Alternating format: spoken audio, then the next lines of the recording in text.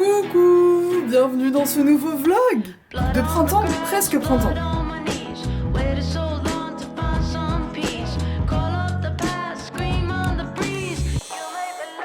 Je commence vraiment ce vlog en plein remue-ménage parce que je suis en train de préparer ma garde-robe de printemps parce que c'est bon là. L'hiver, vous m'avez saoulé, ça a duré bien trop longtemps. C'est le moment de se préparer pour l'arrivée du printemps. Donc la tradition, c'est que je vais je vais enlever mes vêtements d'hiver, mettre les vêtements d'été, redécouvrir les vêtements que je n'ai pas vus pendant plusieurs mois, qui étaient cachés sous mon lit remplis de poussière. Donc voilà, et je suis en train aussi d'essayer des tenues. Voilà, des robes que j'ai pas mis depuis 2 ans, je les réessaye et je me dis, c'est pas mal. J'ai envie de redécouvrir des vêtements, de les remettre en valeur, de voir ce que je mets plus, mais surtout de pas racheter de nouveaux trucs, mais de garder ce que j'ai et de comprendre un peu comment je peux la sortir pour le remettre en fait. Ici, juste en dessous, je vais mettre tous mes vêtements d'hiver, je pense, qui vont plus être mis pendant plusieurs mois. Puis mon placard, il est hyper petit en fait. Donc ouais, il faut toujours que je prenne le temps de réorganiser. Ce qui est en soi bien, comme ça j'accumule pas trop de trucs. Tenue numéro 1 que je viens de redécouvrir dans mon placard, cette robe vintage que j'avais achetée sur une brocante à Paris qui est vraiment trop belle, que j'ai pas mis depuis 2 ans. Et en fait avec des bottes et une veste, je trouve ça trop beau. Petite blouse que j'ai achetée genre 3 balles chez Think Twice qui sont des friperies trop bien, à Bruxelles, à Anvers, il y en a plein dans plein de villes de Belgique. Une jupe que j'ai achetée en friperie à Londres, enfin globalement tous mes vêtements c'est de la friperie.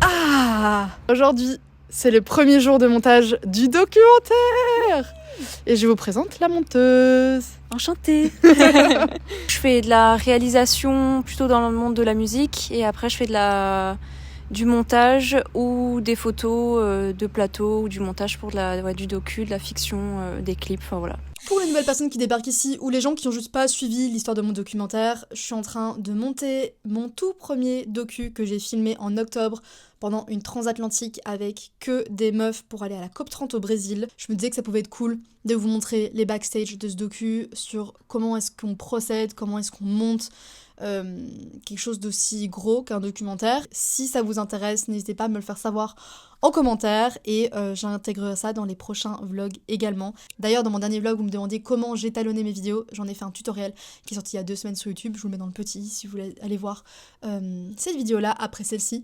Et ouais, n'hésitez pas à me dire dans les commentaires ce que vous voulez voir, si vous voulez que je parle de docu, que j'en parle moins, que j'en parle plus. C'est cool d'avoir vos avis aussi. En vrai, moi, le but initial, c'était de partir de ces figures publiques qu'on connaît, pas toutes, mais Adélaïde et Camille en France. Et moi, c'était en fait, c'est qui ces meufs? Genre, comment. Enfin, je me posais moi-même la question de me dire comment elles ont encore de l'espoir aujourd'hui, alors qu'on parle même plus d'écologie. Comment elles sont dans la vraie vie et pourquoi elles font ce qu'elles font. Ce qui est une vraie question.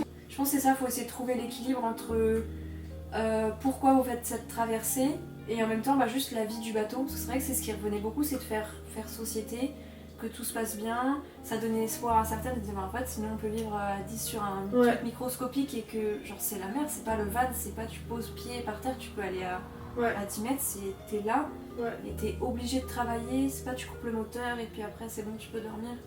Comment est-ce que tu veux structurer le montage? Moi j'ai jamais travaillé sur un truc aussi long.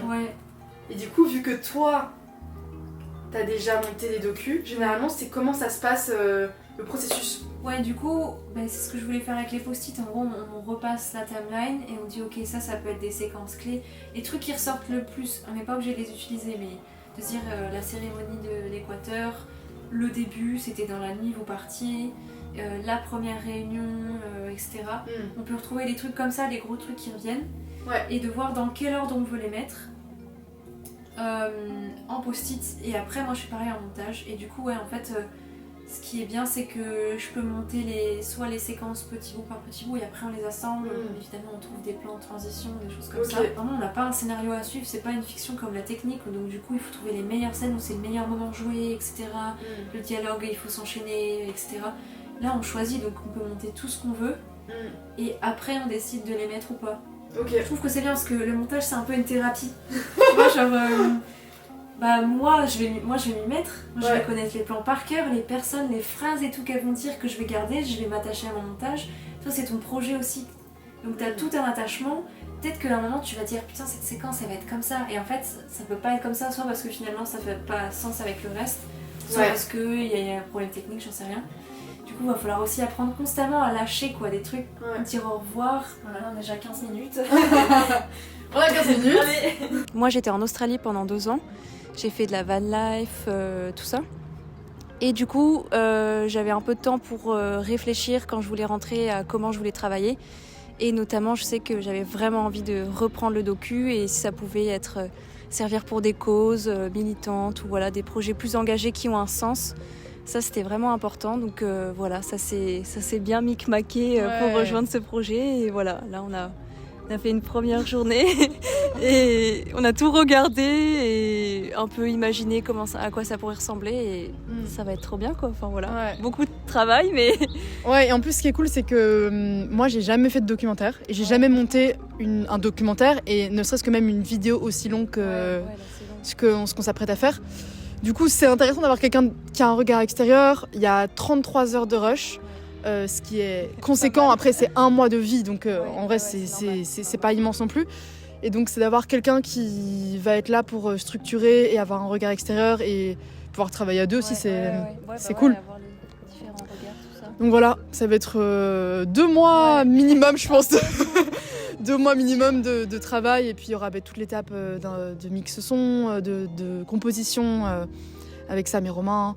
Donc il y a plusieurs personnes qui vont entrer dans le projet et donc ça va être cool aussi d'avoir un peu toutes ces pièces qui vont s'assembler et qui sont essentielles. Il n'y a pas que la réalisatrice, il n'y a pas que la personne qui filme, il y a tous ces gens hyper importants qui sont là. Tu réécris le montage après l'avoir filmé quoi. Ouais, toute l'histoire que moi j'ai vécue, ce sera sûrement pas la même dans le film. Et c'est ok, c'est comme ça qu'on a quelque chose qui vous parle et que vous comprenez quoi. Donc voilà, on va travailler dur. Bon matin, aujourd'hui on est le 10 mars et c'est journée shooting photo. Alors on n'allait pas croire que je fais des shootings tous les 4 matins. Le but de ce vlog de mars c'est que je choisis les journées que je vous montre et je décide de filmer que quand il se passe des trucs cool parce que sinon la plupart du temps je suis derrière mon ordi à faire du montage en pyjama. Mais aujourd'hui on se met un petit peu fancy et je vais faire un shooting chez ma pote Léna. Elle est photographe, elle fait des trop belles photos et du coup j'ai été chercher pour l'occasion des trop belles tenues chez Paul & Jo. En vrai, je sais pas si je les montre maintenant. Je vais vous les montrer quand je serai arrivée chez elle.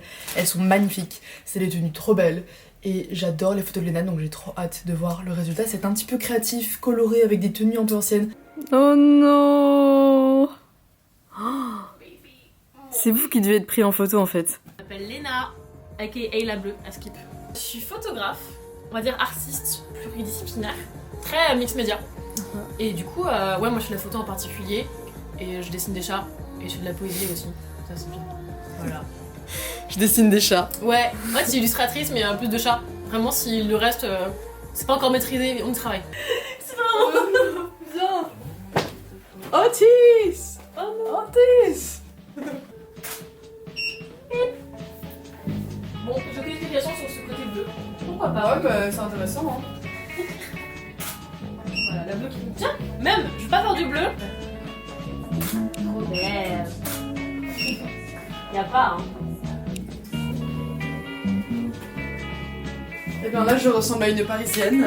Putain, parisienne. En fait, ça me rappelle trop. Moi, je faisais trop des soirées girls quand j'étais petite. Et on faisait des photos. Mais on avait un petit appareil photo tout minuscule. Et on faisait des shootings photos chez nos copines et dans le miroir. C'est trop mimi. Oh non. C'est trop bien, tu peux voir tous les détails quoi.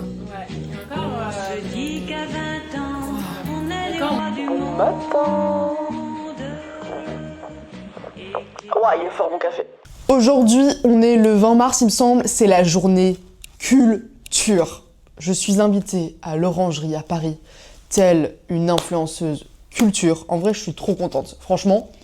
Si on m'avait dit ça il y a un an, j'aurais pété un câble et je pète toujours un câble d'être invitée à des endroits. Il faut jamais s'habituer à ça, honnêtement, c'est pas commun. C'est pas normal et je suis trop contente. Ça fait un an maintenant que je suis tombée amoureuse des musées. J'adore les musées. Même si, on va pas se cacher, je pense que vous devez peut-être penser pareil. Je trouve que le monde des musées, c'est un peu prout-prout. C'est un peu élitiste, c'est encore très bourgeois. D'où le fait que moi, j'ai jamais vraiment été au musée avec ma famille. C'est pas un truc dans ma famille qu'on faisait. Et là, j'essaye d'un peu de m'inclure là-dedans et via la création de contenu, l'influence, je commence à être invitée à des endroits et c'est trop cool. Donc aujourd'hui, on va à l'Orangerie. C'est une belle exposition. On va avoir des toiles de Rousseau. Je ne sais même pas qui c'est. Ce qui est assez étonnant avec le monde de l'influence et le monde de la création de contenu, c'est que on partage des choses qui ne sont pas accessibles aux gens. J'adore le musée, honnêtement. J'aime beaucoup ça, mais je pourrais pas autant en faire si j'étais pas invité à des musées. Je trouve que c'est extrêmement cher. Ça coûte entre 14 et maintenant 16 euros. 16 euros pour aller au musée. Prenez le contenu que vous regardez avec des pincettes. Les gens sont invités. C'est pas nous qui payons. Donc ne pensez pas que c'est la norme d'aller au musée toutes les semaines. Ne pensez pas que partir là en vacances ou dans ce séjour, c'est la norme. Parce qu'en fait, quand tu commences à pouvoir un petit peu vivre de ça, t'es invité. Et puis du coup, tu parles de ce que tu fais sur les réseaux sociaux. Mais c'est pas des choses que je paye avec mes sous, alors que le but de l'influence, c'est de faire croire que c'est accessible à tout le monde, alors qu'en vrai, ça ne l'est pas. Enfin, à moins d'être riche. Je me suis un peu emballée en mode papote ce matin. Je voulais surtout vous montrer les livres, parler culture avant d'aller au musée. Parce que je suis en train de lire La Maison Vide. Et je pense que à la fin de ce vlog, vous aurez un avis. Parce que je prie pour le finir. Ce livre fait 700 pages. Regardez-moi ça. C'est une bible. C'est littéralement une bible. En quelques mots, La Maison Vide, c'est le livre qui a gagné le prix Goncourt de Laurent Mauvigné. C'est sur l'histoire de sa famille pendant la fin du 19e, début 20e et puis tout le 20e siècle. Donc on retourne jusqu'à ses arrière-grands-parents, arrière-arrière-grands-parents, puis arrière-parents, grand-mère, père, etc. Donc c'est un peu l'histoire de la France, l'histoire aussi de la bourgeoisie pour sa famille qui est quand même issue de la bourgeoisie et qui possédait des terres au début du XXe siècle. C'est extrêmement bien écrit. Honnêtement, je suis pas une pro de la littérature.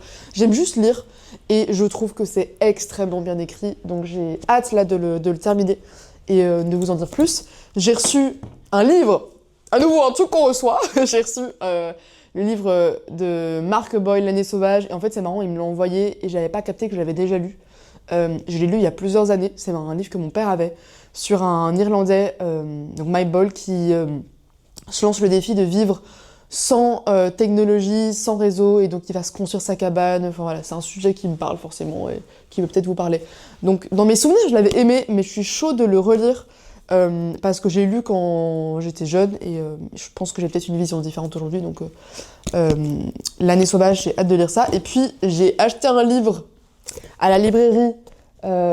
En vrai, j'ai assez de livres et j'avais pas besoin d'en acheter un nouveau, mais j'ai vu la couverture déjà qui est trop belle. Et quand j'ai lu le résumé, je me suis dit ça c'est du classique Colline, c'est exactement les thématiques que j'aime dans les livres. À nouveau, c'est une histoire vraie, une histoire de famille. Je lis. En vrai, c'est un peu chiant. Il faudrait que je change de thème et que je lise des choses qui me sortent un peu de ma zone de confort, mais j'adore les enquêtes familiales et puis les livres un peu documentaires. C'est la grand-mère de l'autrice, qui était une résistante belge durant la Deuxième Guerre mondiale, qui a été emprisonnée, déportée dans des camps de concentration, et qui a eu une histoire d'amour avec une femme. Et donc ça retrace l'histoire de sa grand-mère, mais surtout on a accès à des passages de son journal intime et de lettres entre elle et son amoureuse. Hâte de vous en dire plus pour ce livre, qui avait aussi un petit mot dans la librairie, donc je pense que ça va être bien. Je la boucle, on va aller à l'expo, c'est parti.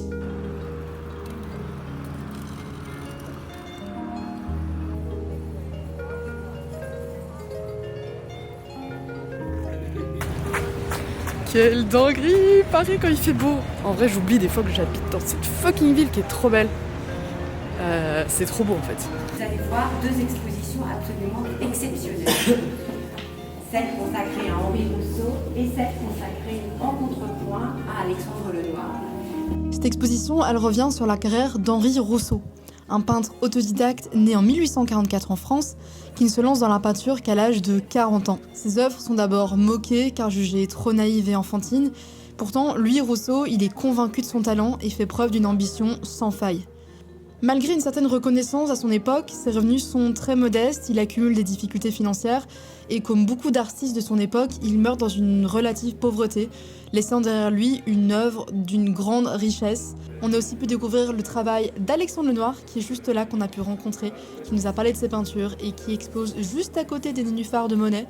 Donc si vous voulez aller au musée de l'Orangerie pour découvrir l'exposition de Rousseau, c'est le moment d'aller voir les trois, Monet, Rousseau, Lenoir, c'est vraiment magnifique.